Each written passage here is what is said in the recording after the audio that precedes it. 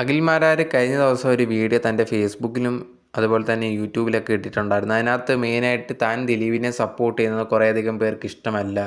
അതുപോലെ തന്നെ ദിലീപ് ചെയ്യാത്ത കുറേ കാര്യങ്ങൾക്ക് ഇപ്പോഴും പഴി കേട്ടുകൊണ്ടിരിക്കുകയാണ്. മെയിനായിട്ടുള്ളത് മഞ്ജു വാര്യരും ദിലീപും തമ്മിലുള്ള ഇഷ്യൂ ആണ്. നിങ്ങൾ വിചാരിക്കുന്ന പോലെയല്ല കാര്യങ്ങൾ എന്ന് പറഞ്ഞിട്ട് അവർ ഡിവോഴ്സ് ആവാനുള്ള കാരണം വെളിപ്പെടുത്തിയിട്ടുണ്ടായിരുന്നു.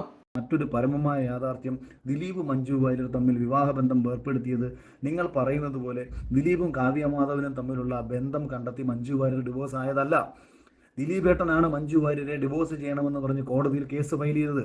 അതിനുള്ള കാരണങ്ങൾ ആരുടെ ഭാഗത്തെ തെറ്റാണെന്നും എന്തുകൊണ്ടാണ് മകൾ ദിലീപിനൊപ്പം പോയതെന്നും ദിലീപ് മഞ്ജു വാര്യർ വിവാഹ ബന്ധത്തിന്റെ കേസ് ഡയറി നിങ്ങൾക്ക് കിട്ടുമെന്നുണ്ടെങ്കിലും അവിടെ നടന്ന വിചാരണ പുറത്താരും അറിയാതെ നടത്തണമെന്ന് ദിലീപേട്ടൻ എന്തുകൊണ്ടാണ് ആവശ്യപ്പെട്ടതെന്നും തൻ്റെ ഭാര്യയ്ക്ക് പൊതുമധ്യത്തിൽ അപമാനം ഉണ്ടാവാതിരിക്കണമെങ്കിൽ ആ വിചാരണ പുറം ലോകം അറിയരുതെന്നും ദിലീപേട്ടൻ ആഗ്രഹിച്ചതുകൊണ്ടാണ് അന്നത്തെ കോടതി വിധി പുറത്തു വരാത്ത രീതിയിൽ മുങ്ങിപ്പോയത്.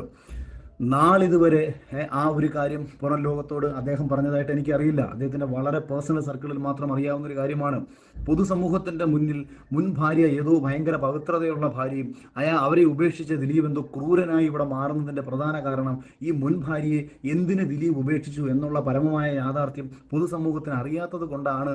ഇത് നിങ്ങൾ ആ കോടതി വിധിയിൽ പോയിട്ട് അന്നത്തെ കേസ് എടുത്തു വെച്ച് നിങ്ങൾ ഒന്ന് പഠിച്ചു കഴിഞ്ഞാൽ ഇതിനകത്ത് ആരാണ് ശരി ആരാണ് തെറ്റ് എന്നൊക്കെ മനസ്സിലാകും. കുറഞ്ഞ പക്ഷം പൊതുവെ അമ്മമാർക്കൊപ്പം നിൽക്കുന്ന പെൺമക്കൾ എന്തുകൊണ്ടാണ് ഇവിടെ അമ്മയുടെ ഒപ്പം നിൽക്കാതെ അച്ഛൻ്റെ ഒപ്പം പോയി എന്നുള്ളത് നിങ്ങളൊന്ന് മനസ്സിലാക്കാൻ ശ്രമിച്ചാൽ മതി. ഇപ്പം ബാലയും നമ്മുടെ അമൃതയും തമ്മിലുള്ളൊരു ബന്ധം എടുത്തു നോക്കൂ. അവിടെ അമ്മയ്ക്കൊപ്പം ആ മകൾ പോവുകയാണ്. പൊതുവേ നമ്മൾ ഇത്തരം ഏത് കേസ് എടുത്താലും പലപ്പോഴും നമ്മൾ കണ്ടിട്ടുള്ളത് അമ്മമാർക്കൊപ്പം മകൾ പോവുകയാണ്. അച്ഛൻ്റെ ഭാഗത്ത് വലിയ തെറ്റ് സംഭവിച്ചിട്ട് കുടുംബ ബന്ധത്തിൽ അമ്മയെ ഉപേക്ഷിക്കുന്ന സാഹചര്യം വന്നാൽ അമ്മയ്ക്കൊപ്പം നിൽക്കുകയാണ് മക്കളൊക്കെ ചെയ്യുന്നത്.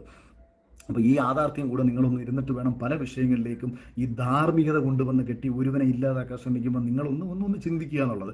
ഇനി ഈ ഒരു വീഡിയോയിൽ അഖിൽമാരാർ പറയുന്ന ഒരു കാര്യം എന്ന് പറഞ്ഞാൽ ദിലീപിൻ്റെ ഭാഗത്തല്ല തെറ്റ് മഞ്ജു വാര്യരുടെ ഭാഗത്താണ് എന്നുള്ള രീതിയിലാണ് പറയുന്നത്. എല്ലാവരും ദിലീപാണ് എന്തോ തെറ്റ് ചെയ്തു എന്നുള്ള രീതിയിൽ വിശ്വസിക്കുന്നതെന്നും പറയുന്നുണ്ട്. പക്ഷേ യഥാർത്ഥത്തിൽ അങ്ങനെയൊന്നുമല്ല.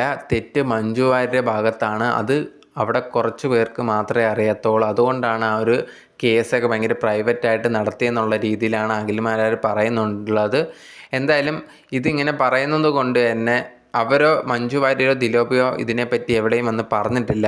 അതുകൊണ്ട് തന്നെ അഖിൽമാരാർ ഇങ്ങനെ പറയുമ്പോഴത്തേന് അത് തെളിവുകളില്ലാതെ ചുമ്മാ പറയുന്നത് ഒരിക്കലും ശരിയായിട്ടുള്ളൊരു കാര്യമല്ല.